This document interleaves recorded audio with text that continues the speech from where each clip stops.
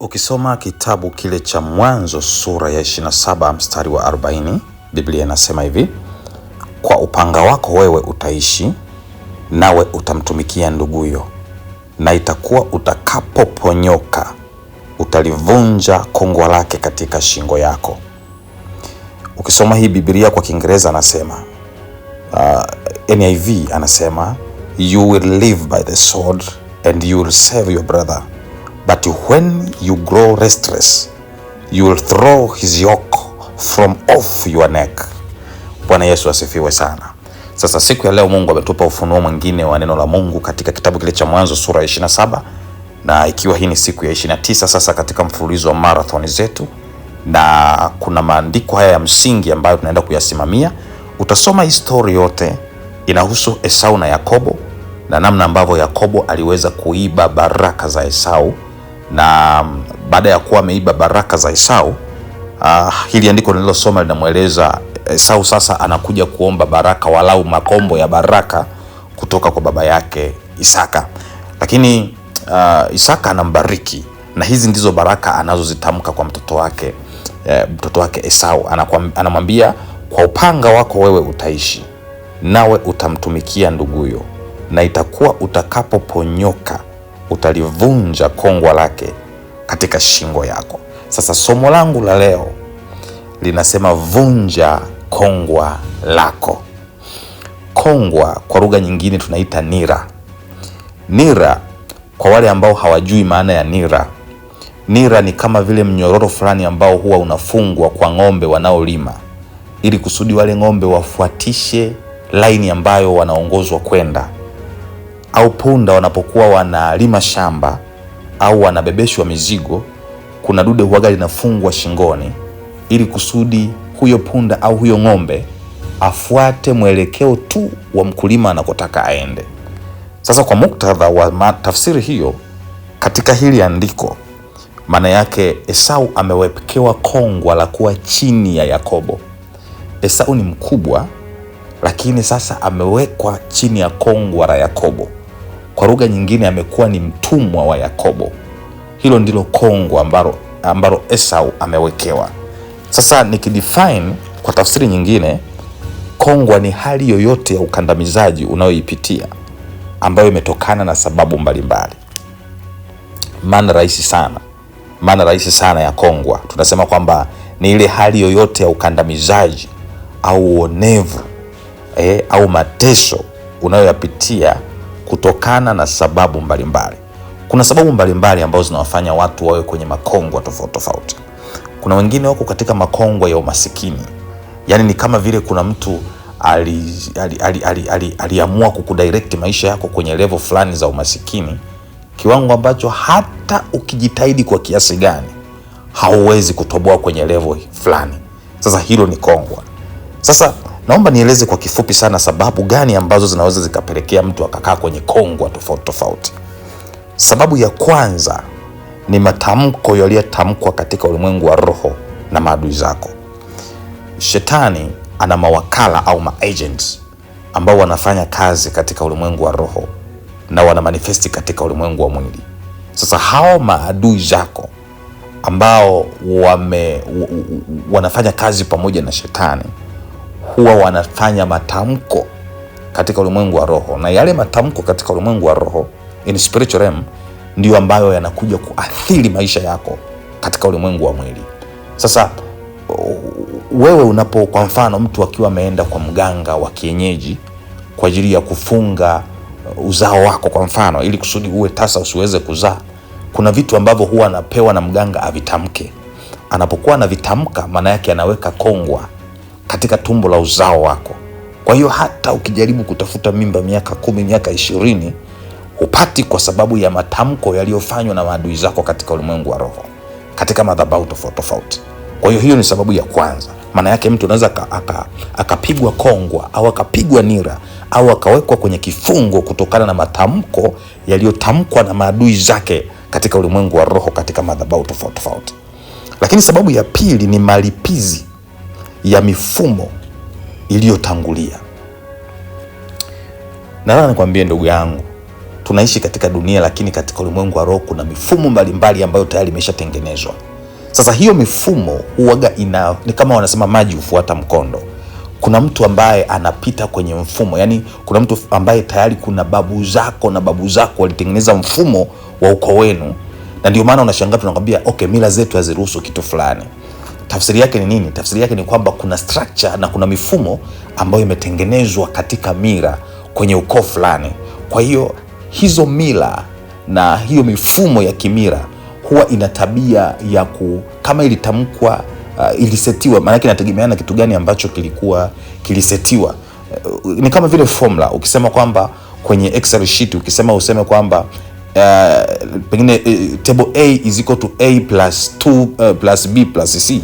Tafsiri yake ni kwamba kama ukiingiza input yoyote ambayo ni tofauti na zile characters ambazo umeziseti, manake mfumo unashindwa kurespond. Sasa kuna watu ambao tayari wanapita kwenye script ya mifumo ya makongwa mbalimbali ambayo yalitengenezwa na watu waliotangulia katika mifumo ya ukoo wao. Kwa hiyo inawatesa kwa muda mrefu, kwa sababu hawawezi wao kubadilisha hayo mambo katika hali ya kawaida, na wamekaa hapo kwa muda mrefu.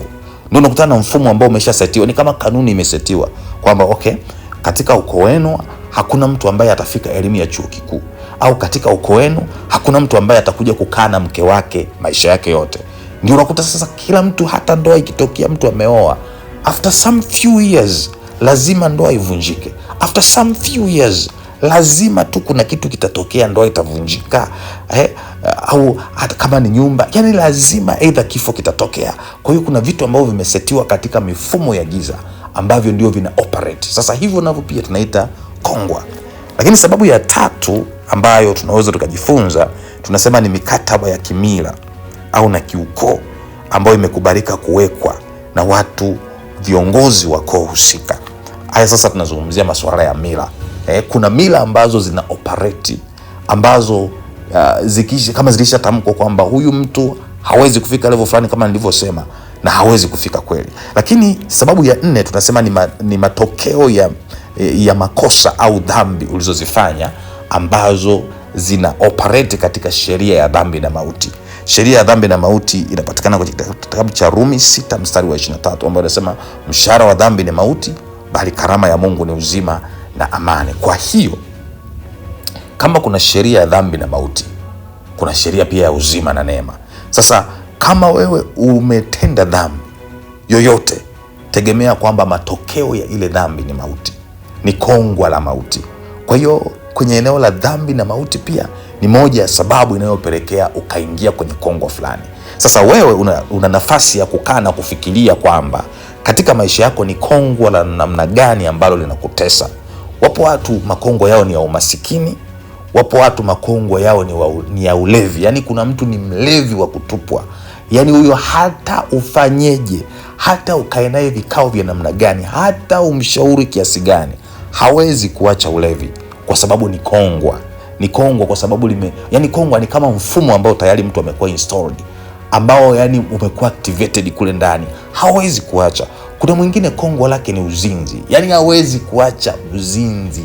Yani yeye na uzinzi au washerati ni pete na kidore, hawezi kuacha. Hata kama akiamua kusema kwamba anataka kuanzia leo niache, anajikuta anashindwa. Hilo pia ni kongwa. Lakini kuna wengine makongwa yao ni kuto kufanikiwa. Hata ajitahidi atumie jitihada zake kwa kiwango gani, hatoboi. Hata kama akisevu fedha kiasi gani, aseme aanzishe biashara, lazima itakufa, lazima hatoboi, lazima ife. Ni kongwa ambalo huyo mtu amefungwa. Lakini kuna mwingine kongwa lake ni kuto tu kufanikiwa. Kwa hiyo atabaki katika maisha ya mateso, ni kuteseka muda wote. Yani ili tu ateseke, kwa sababu ndio kongwa lake lina predict aishi maisha ya namna hiyo. Lakini kuna mwingine kongwa lake ni magonjwa. Kwa hiyo unajikuta ni mtu ambaye ni wa kuumwa kila siku. Yani yeye tokea ameumbwa yuko duniani, tokea alipofika umri fulani, yeye kila siku yuko kitandani anaumwa. Hilo pia ni aina kongwa. Sasa siku ya leo Mungu amenipa ujumbe unaosema vunja kongwa lako. Ashukuriwe Mungu kwamba ametupatia neema ambayo ina uwezo wa kutusaidia kuweza kuponyoka, kuweza kuchomoka, kuweza kutoroka katika makongwa mbalimbali ambayo tunakuwa tumefungwa. Sasa mimi sijui kongwa lako ni lipi. wewe unajua shida yoyote ambayo kwako imekuwa ni chronic ndiyo kongwa lako. Changamoto yoyote ambako kwako imekuwa ni chronic, hiyo ndiyo kongwa lako. Kitu chochote ambacho kimekutesa kwa muda mrefu na tena kimejirudia, hakijafanyika tu kwako, yamkini kitu hicho hicho kilitokea kwa ndugu zako, kilitokea kwa dada yako au kaka yako, lakini kitu hicho hicho kimetokea katika ukoo wenu kwa muda mrefu, kimewatesa. Hilo ndilo kongwa ambalo linawasumbua katika familia. Kuna makongwa ya kifamilia, kuna makongwa ya kiukoo, lakini kuna makongwa ya mtu binafsi. Sasa leo tunaenda kujifunza namna ya kuvunja kongwa, na kupitia maombi ya siku ya leo tunaenda kuyavunja hayo makongwa ambayo yametutesa kwa muda mrefu katika jina la Yesu. Okay, sasa nakufundisha jinsi ya kuvunja kongwa. Kuna hatua. Huwezi tu kuvunja kongwa from nowhere. Kuna hatua, kwa sababu kongwa ni structure, ni mfumo. Ili uweze kuharibu mfumo, kuna vitu vya msingi ambavyo unatakiwa kuvifanya. Sio rahisi kuweza kuharibu mfumo kama haujui mfumo ukoje. Jambo la kwanza, tambua kongwa ulilo nalo kwanza. Ukienda hospitalini kama unaumwa, ukienda kumcheki daktari ili uweze kupona, kitu cha kwanza ambacho huwa anakifanya, anaanza kukuuliza kwamba unajisikiaje. Wewe unatakiwa kuanza kueleza kwamba yani mimi nikilala usiku najikuta jasho linatoka mwili mzima, kichwa kinauma, najikuta hivi. Baadaye daktari anakuambia okay, sasa ili inawezekana ikawa ni malaria. Yeye moyoni, kichwani anajua kwamba inawezekana ikawa ni malaria. Kwa hiyo anakupeleka maabara ukacheki kama ni kweli ni malaria. Lengo ni kwa ajili ya kufanya diagnosis, kujua shida ni nini. Ukishajua tatizo lako ni nini, ni rahisi sana kuweza kulitibu na kulishughulikia. Kwa hiyo kitu cha kwanza ambacho unatakiwa kukifanya, lazima utambue kongwa ulilonalo. Lazima utambue tatizo lako ni nini.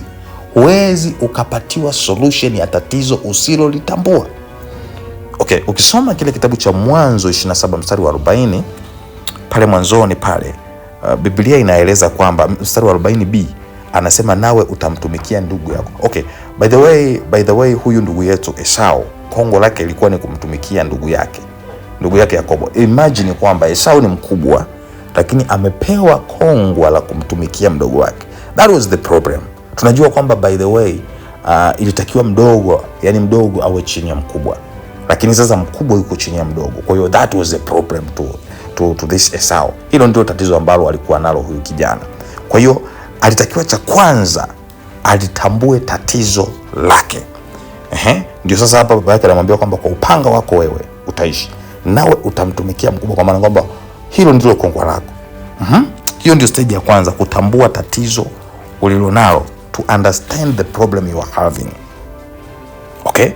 Then from there sasa, tambua silaha ulionayo.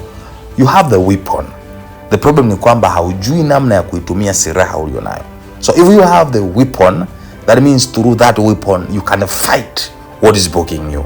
You can fight your problem because you have this weapon. Okay. Kwa hapa anaposema kwamba sasa kwa upanga wako wewe utaishi. You should know what is your weapon. Silaha yako wewe ni nini? Umeshatambua kwamba tatizo ni nini? Cha pili, lazima utambue silaha yako ni nini. Kwa bahati nzuri sana, God gave you the weapon since you were born. Kuna silaha ambayo Mungu alikupa kuitumia ili uweze kuwini katika maisha. Kuna wengine wamepewa huduma mbalimbali, that is your weapon. Kuna wengine wamepewa vipawa mbalimbali, kuna wengine wamepewa karama, kuna wengine wamepewa ujuzi, kuna wengine wamepewa maarifa mbalimbali. Those are weapons. Kitu gani ambacho unahisi? Kuna wengine wamepewa ujuzi wa kufanya biashara, ujuzi wa kufanya anything, that is the weapon. Lakini pia hata ujuzi tu wa kutambua kwamba okay, hii shida ni nini, tayari ni silaha inayoweza kukusaidia kuanza kupambana na hivyo vitu. Lakini silaha kubwa kuliko yote ambayo tumepewa ni jina la Yesu, the name of Jesus. Hiyo ndio silaha kubwa ambayo ina uwezo wa kutatua matatizo yote through that name. Okay. Lakini pia jambo la tatu, unatakiwa kuanza kufanya jitihada za kuponyoka, to become restless. Ukisoma kwenye kile kitabu cha NIV kwa Kiingereza anasema kwamba you will live by the sword and you will save your brother. Hizo ni condition ambazo tayari huyu mtu anajua kwamba ana tatizo. Kwa maana yake he will live by the sword, that's the weapon, and you will serve your brother, kwa maana ya kwamba utamtumikia kaka yako. Hiyo ndio tatizo lenyewe la kumtumikia mdogo wakati wewe ni mkubwa. But when you grow restless, I like this statement, anasema but when you grow restless, kwa maana ya kwamba ni kama vile anasema kwamba utakapofanya jitihada, yani namna ambavyo hautakubaliana na hayo matokeo na kuanza kufight, ndipo ambapo you will throw his yoke from off your neck. Kwa maana ya kwamba utakapoanza kufight sasa, because you already have the weapon, so you should start being restless. Lazima uanze kuwa restless, kwa maana ya kwamba put efforts to come out of that yoke. Yani usikubali kwamba sasa kwa sababu umeshagundulika kwamba una hilo tatizo, una hilo kongwa limekufungwa, basi linakupeleka unavyotaka.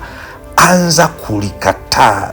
Stay restless. Anza kukataa through prayers. Anza kukataa through gaining knowledge. Anza kukataa through career development.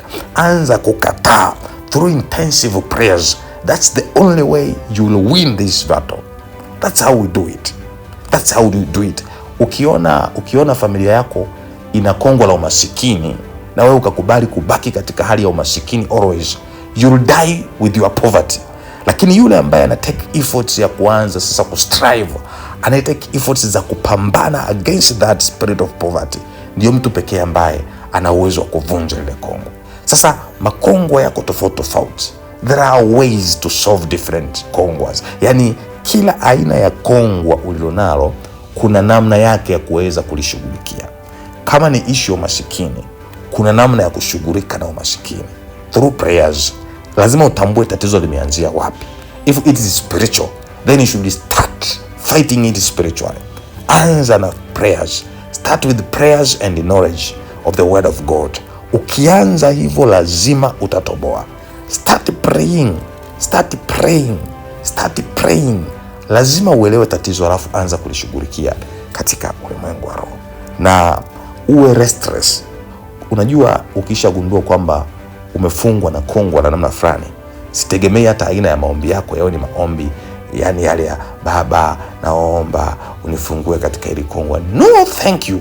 You must be yani lazima uwe na hasira zile za rohoni. Upambane kweli. Kama ni maombi through prayers and fasting, maombi ya kufunga na kuomba ambayo ndio yanaweza kufungua milango ambayo imefungwa au makongo ambayo yamefungwa. Uwezi ukawa umefungwa kwenye roho ya umasikini, alafu wewe kila siku unakula ugali kuanzia Jumatatu mpaka Ijumaa, masaa 24/7, huna hata dakika chache za kumwomba Mungu. Huwezi kutoboa kwenye hilo eneo. So you should start praying. You should be restless. Fanya ibada kwa nguvu, jilazimishe kuomba. Hauombi kwa sababu tu yani hauombi kama ilivyo sheria. Hapana. Uwe unapenda, uwe haupendi, jilazimishe. Go into prayers, go into fasting and praying. Nenda kwenye maombi ya kufunga na kuomba. That's the only way you are going to strive through this. Na unaenda kushinda katika jina la Yesu. Hii ndio namna rahisi ya kuweza kukusaidia. Inategemeana sasa umeshagundua kwamba wewe ni kongo gani limekufunga. Kwenye hilo kongwa tumia maombi. Usibweteke, usilale. Go through prayers. Go through intensive prayers. Tumia muda wako mwingi kufunga na kuomba. Hebu mwambie Mungu kwa habari ya kongwa lako.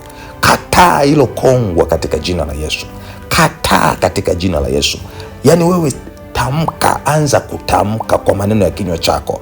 Anza kutamka, sema natambua kwamba yamkini katika ukoo wetu kuna kongwa liliwekwa, kuna mstari uliwekwa kwamba pengine mtu hatafika kwenye mafanikio ya level fulani, pengine kwamba kuna mtu hatafika kwenye level fulani, kwamba pengine kuna mtu hata kama akioa ndoa yake haitadumu. Anza kutamka kwamba kuanzia sasa nafuta katika ulimwengu wa roho, na kwa damu ya Yesu yale maagano yote ya kipepo ninayafunga, ninayafuta kuanzia sasa, ninayabatilisha katika jina la Yesu. That's how we do it. Unaanza kubatilisha mwenyewe kwa maneno ya kinywa chako ukiwa katika hali ya maombi ya kufunga na kuomba. You do it. Endelea kufanya hivyo. That's how una strive, unakuwa restless kupambana na vile vitu mpaka at the end of the day vinakatika. Nataka nikwambie, usitegemee maombi ya mtu mwingine. Wewe ndio mwenye mamlaka kwa kinywa chako kuweza kutamka mustakabali wa maisha yako, kuweza kutamka future yako, kuweza kuvunja kongwa lako katika ulimwengu wa roho. Is you and you alone. Usitegemee maombi ya mtu, yaani usimwamini mtu akisema kwamba nitakuombea. You just start yourself. Anza mwenyewe kutamka. Tamka hayo mambo, yabadilishe katika ulimwengu wa roho, na kila kitu kitabadilika kwako katika jina la Yesu. Na at the end of the day, kongwa lako litavunjika na utakuwa huru tena katika jina la Yesu. Lakini kitu cha mwisho cha msingi na cha maana, Yesu ana uwezo wa kukufungua katika hilo kongwa. Kwa hiyo unatakiwa utumie jina la Yesu, lakini umuombe sana Mungu akusaidie ili kusudi hilo jambo liweze kuisha. Hivyo ndivyo ambavyo tunavunja makongwa mbalimbali ambayo yametufunga katika maisha yetu. Naomba nikuombe, funika macho yako sasa. Mungu, katika jina la Yesu Kristo, Bwana, ninakushukuru kwa ajili ya msikilizaji wangu. Natambua kwamba kuna kongwa ambalo limemfunga, na wakati mwingine hata yeye limemtesa kwa muda mrefu na hajui atatokaje. Mungu, umetufundisha kwamba lazima tutambue tatizo tulilonalo, lakini cha pili lazima tufahamu silaha ambazo tunaweza kuzitumia kwa ajili ya kupambana na hilo kongwa. Lakini kitu cha tatu, lazima tuingie katika utekelezaji, tuwe restless, tuwe arrogant, tupambane. Mungu, ninaomba mpe neema ya kuweza kushinda kila aina ya kongwa ambalo limemfunga katika jina la Yesu Kristo. Namtangazia uzima, namtangazia neema, namtangazia uhuru katika jina la Yesu. Ninatangaza uhuru katika maisha yako. Kongwa lolote lililokufunga katika jina la Yesu likakuachia huru kuanzia sasa. Kwa mamlaka ya jina la Yesu ukawe huru. Kwa damu ya Yesu ukawe huru katika jina la Yesu Kristo. Amen. Kama wewe haujaokoka na ungetamani kumpa Yesu maisha yako, sema: Bwana Yesu, ninakuja kwako. Mimi ni mwenye dhambi. Nimesikia habari zako ya kwamba wewe ni Mungu unayetupatia uhuru. Naomba unisamehe dhambi zangu, nitakase, nioshe kwa damu yako katika jina la Yesu. Futa jina langu katika kitabu cha hukumu, niandike jina langu katika kitabu cha uzima. Ninaokoka na kukuamini wewe kuwa ni Bwana na Mwokozi wa maisha yangu katika jina la Yesu Kristo. Amen. Kama wewe ndio kwanza umeokoka leo, nitafute kwa namba ya simu 0621 029 725. Nami nitakujenga katika mafundisho uweze kuukulia wokovu na hatimaye uweze kuwa mwanafunzi aliyekuwa kuweza kuukulia wokovu katika jina la Yesu, na kutangazia uhuru na siku yako imebarikiwa. Mungu akakuweke huru katika kila kongwa lilokufunga kwa jina la Yesu. Amen. Amen. Amen.